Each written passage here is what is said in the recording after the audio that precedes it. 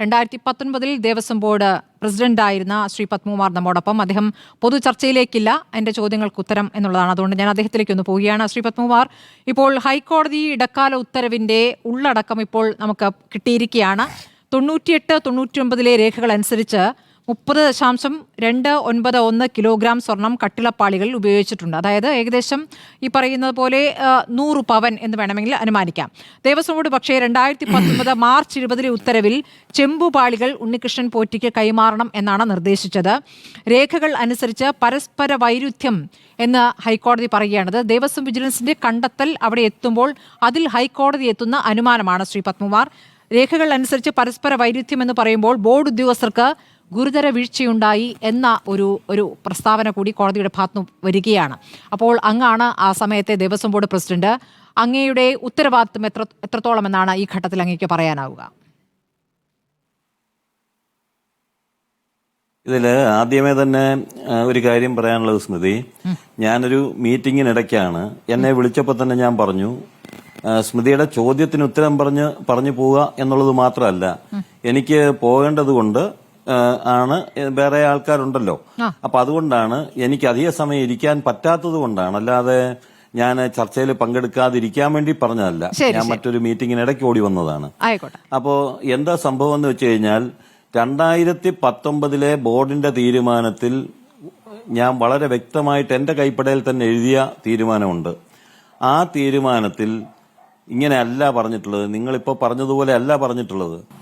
വളരെ വ്യക്തമായി ബഹുമാനപ്പെട്ട തന്ത്രിയുടെ നിർദ്ദേശത്തിന്റെ അടിസ്ഥാനത്തിൽ, അതല്ലെങ്കിൽ അദ്ദേഹത്തിന്റെ അഭിപ്രായത്തിന്റെ അടിസ്ഥാനത്തിൽ കമ്മീഷണർ തരുന്ന, ദേവസ്വം ബോർഡിലേക്ക് തരുന്ന ഒരു കുറിപ്പുണ്ട്, അവരുടെ റിപ്പോർട്ടുണ്ട്. ആ റിപ്പോർട്ടിന്റെ അടിസ്ഥാനത്തിൽ നമ്മൾ തീരുമാനിച്ചത് എന്താ, ഇങ്ങനെ ബാംഗ്ലൂർ വ്യവസായിയായിട്ടുള്ള ഉണ്ണികൃഷ്ണൻ പോറ്റിയെ ചുമതലപ്പെടുത്തി തീരുമാനിക്കുന്നു. ഇന്നാരുടെ, അതായത് തന്ത്രിയുടെ നിർദ്ദേശപ്രകാരം അല്ലെങ്കിൽ അദ്ദേഹത്തിന്റെ അഭിപ്രായം കൂടെ മാനിച്ചിട്ട് ഇത് പുതുക്കാൻ തീരുമാനിക്കുന്നു. ഇന്നാരെ സ്പോൺസറായിട്ട് കണ്ടെത്താൻ തീരുമാനിക്കുന്നു. ദേവസ്വം കമ്മീഷണറുടെയും തിരുവാഭരണം കമ്മീഷണറുടെയും ചീഫ് എഞ്ചിനീയറുടെയും വിജിലൻസ് ഓഫീസറുടെയും മറ്റും സാന്നിധ്യത്തിൽ ആചാരാനുഷ്ഠാനങ്ങൾക്ക് ഭംഗമുണ്ടാവാത്ത വിധത്തിൽ ഇത് ചെയ്യുന്നതിന് ഈ ഉദ്യോഗസ്ഥരെ ചുമതലപ്പെടുത്തുന്നു. ഇത് വെളിയിൽ കൊടുത്തു വിടാനൊന്നും ഞങ്ങൾ തീരുമാനിച്ചിട്ടില്ല. ഞാൻ പിന്നെന്താണെന്ന് വെച്ച് കഴിഞ്ഞാൽ കുറെ ദിവസമായിട്ട് ഇങ്ങനെ ചർച്ചകൾ നടക്കുന്നത് കൊണ്ട് ആദ്യം ഞാൻ ചെമ്പുപാളിയാണോ എന്ന് പറഞ്ഞു എന്നാണല്ലോ എന്നെപ്പറ്റി ഉണ്ടായിരുന്ന ആക്ഷേപം. ഒരിക്കലും അങ്ങനെ ഞാൻ പറഞ്ഞിട്ടില്ല. ഞാൻ പറഞ്ഞതെന്താ, 44 കിലോ സ്വർണ്ണപ്പാളി കൊണ്ടുപോകുന്നു, 38 കിലോയെ തിരിച്ചു കൊണ്ടുവന്നുള്ളൂ, 6 കിലോയുടെ വ്യത്യാസം.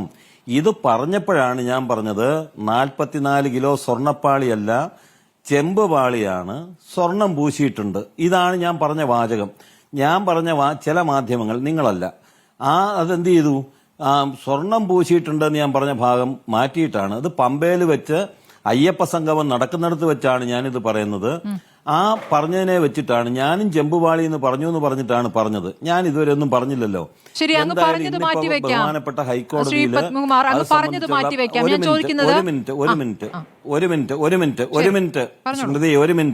ഒരു മിനിറ്റ് ഇപ്പൊ ബഹുമാനപ്പെട്ട ഹൈക്കോടതിയില് ഒരു റിപ്പോർട്ട് വന്നിട്ടുണ്ട്.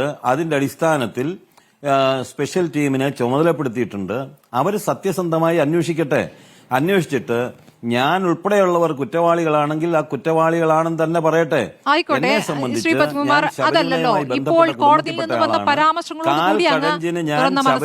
ദോഷമുണ്ടാകുന്ന ഒരു കാര്യം തീരുമാനിച്ചിട്ടില്ല. അങ്ങ് ഒറ്റയ്ക്ക് തീരുമാനിച്ചു എന്നുള്ളതല്ല ഞാൻ ചോദിക്കുന്നത്. അങ്ങ് ദേവസ്വം ബോർഡ് പ്രസിഡന്റ് എന്ന നിലയ്ക്ക് അങ്ങയുടെ ഉത്തരവാദിത്വം എത്രത്തോളം ഉണ്ട് എന്നുള്ളതാണ് ചോദ്യം. കാരണം ഈ മഹസറിൽ എഴുതി വെച്ചിരിക്കുന്നത് ചെമ്പുപാളി എന്നാണല്ലോ. ആ മഹസറിൽ ചെമ്പുപാളി എന്ന് എഴുതി വെച്ചതിൽ 9 പേർ ഒപ്പിട്ടിട്ടുണ്ട്. അതിൽ മേൽശാന്തി അടക്കം 9 പേർ ഒപ്പിട്ടു എന്നുള്ളതാണ് അതിൽ എഴുതിയിരിക്കുന്നത്. അപ്പോൾ അതേക്കുറിച്ച് അങ്ങേക്ക് അറിവില്ലായിരുന്നു എന്നാണോ? അങ്ങ് പറയുന്ന സ്വർണം പൂശി ചെമ്പുപാളി എന്ന് പറയുന്നതും പുറത്തേക്ക് പോയതും അറിയുന്നില്ല. നിങ്ങൾ നോക്കണം. അല്ലല്ല, ബോർഡിന്റെ തീരുമാനം ബോർഡിന്റെ മുമ്പിൽ വരുന്നതല്ലേ. ബോർഡിന് ഇപ്പോ അതിനകത്ത് കയറിയിട്ട് സ്ട്രോങ് റൂമിനകത്ത് കയറിയിട്ട് നോക്കാനുള്ള അധികാരം ബോർഡിനില്ല. അതല്ലെങ്കിൽ എന്തെങ്കിലും കാര്യങ്ങൾ പിന്നീട് ഇവരെന്താ കമ്മ്യൂണിക്കേഷൻ കൊടുത്തതെന്നുള്ളത് നോക്കാൻ നമ്മൾ നോക്കിയിട്ടില്ലല്ലോ. അങ്ങനല്ലല്ലോ നോക്കുന്നത്.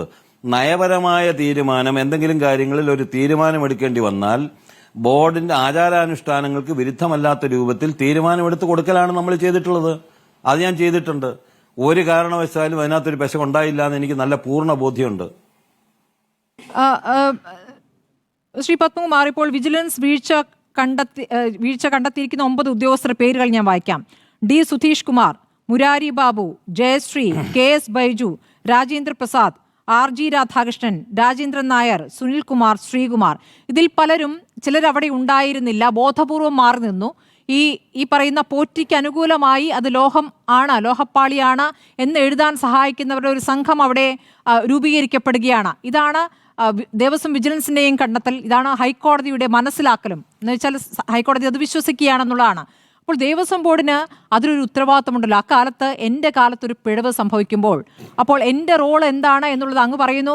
സ്ട്രോങ് റൂം പരിശോധിക്കാൻ നിങ്ങൾക്ക് അവകാശമില്ല, ശരി, അധികാരമില്ല, അത് ശരിയായിരിക്കാം. പക്ഷെ അവിടെ നിന്ന് ഒരു സാധനം അവിടെ നിന്ന് കൊണ്ടുപോകുമ്പോൾ അത് ദേവസ്വം ബോർഡ് പ്രസിഡന്റ് അറിയണ്ടേ? അത് സാധനങ്ങൾ ആരെങ്കിലും മോഷ്ടിക്കുന്ന വീട്ടുകാരൊക്കെ പറഞ്ഞിട്ടല്ലല്ലോ. അപ്പൊ അങ്ങനെ പറഞ്ഞ് അത് പറഞ്ഞിട്ട് കാര്യമില്ല. മഹസർ എഴുതി മോഷ്ടിക്കുകയാണോ ശ്രീ പത്മകുമാർ? മഹസർ എഴുതി മോഷ്ടിക്കുകയാണോ? ഞാൻ പറഞ്ഞു തീർന്നില്ല. ഞാൻ സ്മൃതി, ഒരു കാര്യം ഞാൻ പറയുമ്പോൾ ഇടയ്ക്ക് കയറരുത്. ഒന്ന്, സ്ത്രീ പ്രവേശന തീരുമാനവുമായി ബന്ധപ്പെട്ട പ്രശ്നങ്ങൾ, വെള്ളപ്പൊക്കത്തിന്റെ പ്രശ്നങ്ങൾ, നിരവധിയായിട്ടുള്ള പ്രശ്നങ്ങൾ നിലനിൽക്കുന്ന സമയത്താണല്ലോ. ആ സമയത്ത് നമ്മൾ ദേവസ്വം ബോർഡ് ഉത്തരവാദിത്വ ബോധത്തോടുകൂടി ആചാരാനുഷ്ഠാനങ്ങൾക്ക് വിരുദ്ധമാവാത്ത വിധത്തിൽ കാര്യങ്ങൾ ചെയ്യാൻ ചുമതലപ്പെടുത്തി കൊടുത്തു കഴിഞ്ഞാൽ ഏതെങ്കിലും ഉദ്യോഗസ്ഥർ ഈ രൂപത്തിലുള്ള കുഴപ്പം കാണിക്കുമെന്ന് നമുക്കെങ്ങനെ ചിന്തിക്കാൻ പറ്റും? അങ്ങനെ ഇപ്പോഴല്ലേ അത് കണ്ടത്. അപ്പൊ കണ്ടു കഴിഞ്ഞപ്പോൾ നമ്മൾ അതിനെപ്പറ്റി കർശനമായിട്ടുള്ള നിലപാട് സ്വീകരിക്കുക എന്നുള്ള ഒരു കാര്യം ഞാൻ വ്യക്തമാകാൻ ആഗ്രഹിക്കുകയാണ്. ഇപ്പോ പ്രതിപക്ഷ നേതാവ് ഉൾപ്പെടെയുള്ളവർ ഇപ്പൊ ഇങ്ങനെ ചില വർത്തമാനങ്ങളുമായിട്ട് ഇറങ്ങിയിട്ടുള്ളത് അവരുടെ കാലത്ത് നടന്ന ചില കാര്യങ്ങളുടെ അടിസ്ഥാനത്തിലാണ്. ഇടതുപക്ഷ ജനാധിപത്യ മുന്നണി ഗവൺമെന്റും ആ ഗവൺമെന്റ് നിശ്ചയിച്ച ദേവസ്വം ബോർഡും ആചാരാനുഷ്ഠാനങ്ങൾക്ക് വിരുദ്ധമായിട്ടോ അതല്ലെങ്കിൽ ദോഷകരമായിട്ടുള്ള രൂപത്തിലോ എന്തെങ്കിലും ചെയ്തു എന്ന് പറയാൻ ഇവർക്ക് കഴിയില്ല. ഞാൻ ചെയ്തിട്ടില്ല, എന്റെ ബോർഡ് ചെയ്തിട്ടില്ല.